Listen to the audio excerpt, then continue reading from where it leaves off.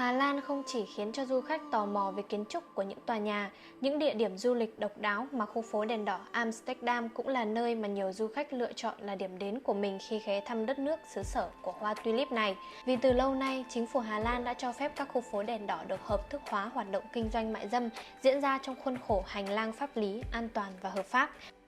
Xin chào mọi người, lại là Gái Bản Chu Du đây. Ngày hôm nay hãy cùng với Gái Bản khám phá phố đèn đỏ Amsterdam, chốn ăn chơi náo nhiệt bậc nhất tại Hà Lan nhé. Phố đèn đỏ Amsterdam nằm ở khu vực lâu đời nhất của thành phố Amsterdam, chỉ cách ga tàu trung tâm một đoạn đi bộ ngắn. Nơi đây quy tụ nhiều kiến trúc đặc sắc của đất nước Hà Lan, tập trung nhiều hàng quán. Đó cũng là một lý do mà mọi người hay đi bộ đến khu vực này. Cũng không quá ngạc nhiên khi mà phố đèn đỏ được hợp thức hóa tại Hà Lan. Người dân tại đây quan niệm rằng chuyện tình dục là một nhu cầu thiết yếu trong cuộc sống của con người. Nó cũng giống như hoạt động vui chơi, ăn, uống, nghỉ ngơi hàng ngày. Và tại Hà Lan cũng là nơi duy nhất trên thế giới cho đúc tượng tôn vinh nghề bán hoa này. Có lẽ nhiều người thấy đây là vấn đề nhạy cảm, nhưng tại các quốc gia có lối sống phóng khoáng thì đây là một điều hết sức bình thường. Con phố đèn đỏ Amsterdam có lẽ đã đi vào hoạt động từ những năm của thế kỷ 14. Lúc đó nơi đây là một bến cảng nhộn nhịp nhất trên thế giới. Cũng vì đó, thành phố Amsterdam nổi danh là chốn ăn chơi khét tiếng nhất lúc bấy giờ tại Hà Lan. Sau những chuyến hành trình trên biển dài và mệt mỏi, các thủy thủ và nhiều thương gia đã tìm đến các quán rượu và nhà máy chưng cất để thưởng thức đồ uống. Nhưng phần nhiều là để gặp gỡ các cô gái để thỏa mãn nhu cầu mua phấn bán hoa. Mãi cho đến năm 2000, chính phủ mới ra quyết định công nhận hoạt động mại dâm ở các khu phố đèn đỏ Hà Lan nói chung và Amsterdam nói riêng là hợp pháp. Đến ngày nay, dù trải qua nhiều tranh cãi, thay đổi nhưng Amsterdam vẫn là một trong những điểm đến hàng đầu trên thế giới về dịch vụ mua vui. Mọi người thường nói rằng khi đến Hà Lan mà không vào tham quan khu phố đèn đỏ Amsterdam sẽ là một thiếu sót. Hiện nay khu phố được chia ra gồm 3 khu, trong đó De Walle là khu phố lớn nhất và nằm tại vị trí trung tâm, có lịch sử lâu đời nhất của thành phố nên thu hút rất đông khách du lịch đến mỗi tháng. Các hoạt động tại thành phố đèn đỏ đã được chính phủ Hà Lan cho phép và bất cứ ai trên 21 tuổi đều có thể làm nghề gái mại dâm một cách hợp pháp, miễn là họ đóng thuế. Những người phụ nữ ở phố đèn đỏ Amsterdam sẽ mặc những bộ đồ gợi cảm, ngồi hoặc đứng sau cửa sổ làm bằng kính từ 8 giờ sáng cho đến 6 giờ sáng. Họ chỉ được hành nghề và quảng cáo dịch vụ mại dâm trong nhà. Bất cứ hoạt động nào mà diễn ra ở ngoài đường sẽ được coi là bất hợp pháp và có thể bị phạt tiền.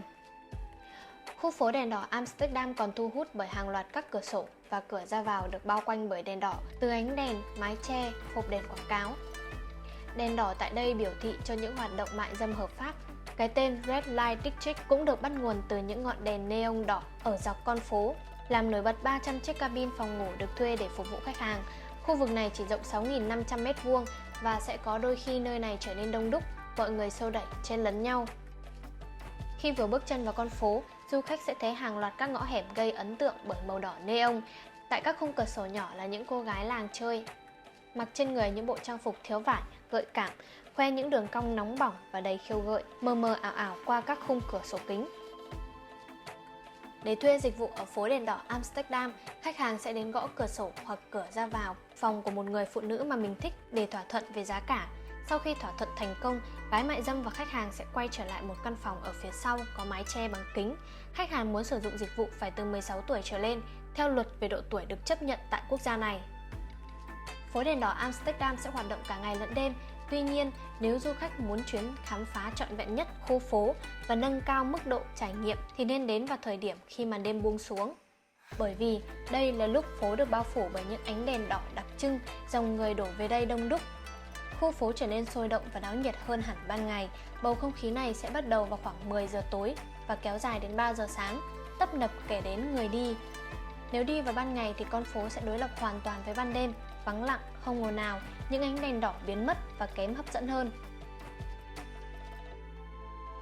Phố đèn đỏ Amsterdam nổi tiếng là chốn ăn chơi từ xưa đến nay, có lẽ vì thế mà nhiều du khách hiếu kỳ muốn được đến đây để trải nghiệm một lần, đã được xem là nguồn thu lớn cho các hoạt động tại khu phố đèn đỏ này. Khi bước vào khu phố đèn đỏ Amsterdam, hoạt động chính diễn ra tại đây là các khu vực mua bán mại dâm. Ngoài ra, du khách còn có thể được xem các buổi biểu diễn vô cùng sexy và nóng bỏng, các bộ phim về phố đèn đỏ, vào tham quan các cửa hàng đồ tình dục và sẽ có các câu lạc bộ thoát y hay rạp hát về chủ đề tình dục tại con phố này. Bảo tàng tình ái ngay cạnh khu phố đèn đỏ Amsterdam là bảo tàng nổi tiếng tại đây. Không một du khách nào khi qua phố đèn đỏ mà không ghé vào tham quan. Bảo tàng được xây dựng với mục đích để giới thiệu cho những người không có thời gian hoặc không đủ can đảm để tìm hiểu sâu về thế giới bên trong của ngành nghề mại dâm tại phố Amsterdam. Đến bảo tàng, du khách sẽ được hiểu hơn về môi trường làm việc của các cô gái bên trong khung cửa sổ. Mỗi ngày suốt 16 tiếng diễn ra như thế nào? Nơi đây còn diễn tả lại từng giai đoạn của những cô gái bán hoa khi hoạt động mại dâm được công nhận hợp pháp tại Hà Lan. Đi đến khu vực cuối cùng của bảo tàng tình ái, du khách sẽ thấy từng dòng chữ mà chính những cô gái hoạt động mại dâm tâm sự về góc khuất, những nỗi khổ mà không ai có thể tìm hiểu và cảm thông khi dấn thân vào nghề mua vui này.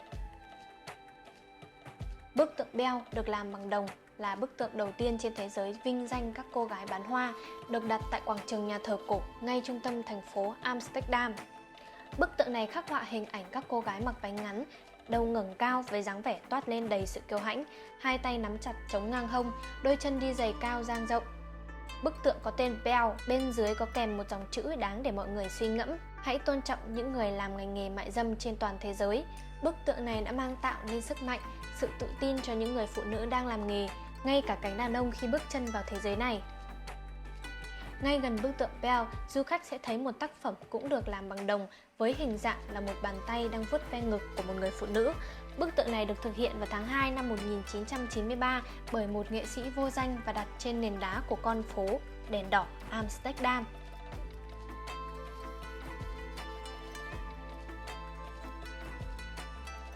Không quá ngạc nhiên khi nằm ngay cạnh phố đèn đỏ lại là một cửa hàng bán những loại đồ chơi hay các vật dụng phục vụ cho hoạt động tình dục của con người như bao cao su, bưu thiếp, quà lưu niệm.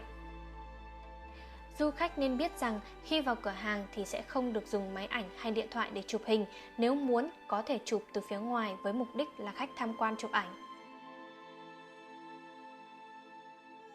Đi qua con phố đèn đỏ náo nhiệt, du khách sẽ đến với nhà thờ Ouderkerk, là một nhà thờ cổ nhất tại thành phố Amsterdam. Nhà thờ Ouderkerk được xây dựng từ thế kỷ 14, mang một kiểu kiến trúc tuyệt đẹp như một kiệt tác của nghệ thuật vậy. Đây còn là nơi những cô gái chàng trai đến rửa tội sau khi biết mình đã lún sâu vào bóng tối của con đường nhục dục, soi sáng cho họ lối đi để giảm bớt ái dục trong người và thoát ra khỏi nó hoàn toàn.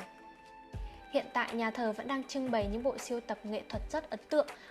Một trải nghiệm thú vị tại đây mà du khách không nên bỏ qua là lên tham quan tháp chuông.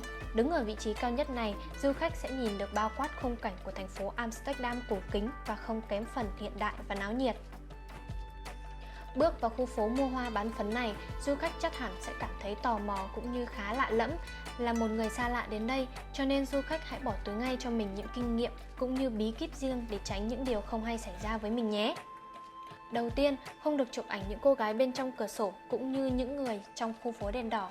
Đây là một hành động bị nghiêm cấm tại đây. Nó được cho là không tôn trọng công việc và quyền riêng tư mỗi cá nhân. Nếu vô tình giơ chiếc máy ảnh lên chụp thì du khách có thể bị đuổi khỏi khu phố, không được phép vào đây tham quan nữa. Không đứng quá lâu ngoài cửa sổ để nhìn chằm chằm vào một cô gái trong đó, và tuyệt đối không nên gõ cửa nếu không có ý định vào. Nên cẩn thận giữ gìn vật dụng tài sản cá nhân của mình khi vào khu phố đèn đỏ Amsterdam, vì đây là một địa điểm khá đông người qua lại và đến từ nhiều quốc gia khác nhau, tôn giáo và dân tộc khác nhau, nên việc mất tài sản diễn ra tại đây cũng khá nhiều. Du khách nên lưu ý điều này nhé. Không được uống rượu bia ở ngoài đường, vì đây là điều cấm, du khách bắt buộc phải chấp hành. Thay vì tham quan khu phố đèn đỏ Amsterdam trước, du khách nên dành thời gian đến các địa điểm xung quanh khu phố để tham quan đầu tiên. Khu phố đèn đỏ Hà Lan, một biểu tượng cho lối sống phóng khoáng của văn hóa và cư dân nơi đây. Hy vọng rằng qua video này, mọi người có thể hiểu hơn về đất nước Hà Lan thơ mộng này nhé. Hãy cùng với gái bản tiếp tục cuộc hành trình khám phá thêm nhiều bí ẩn của các quốc gia khác. Xin chào và hẹn gặp lại!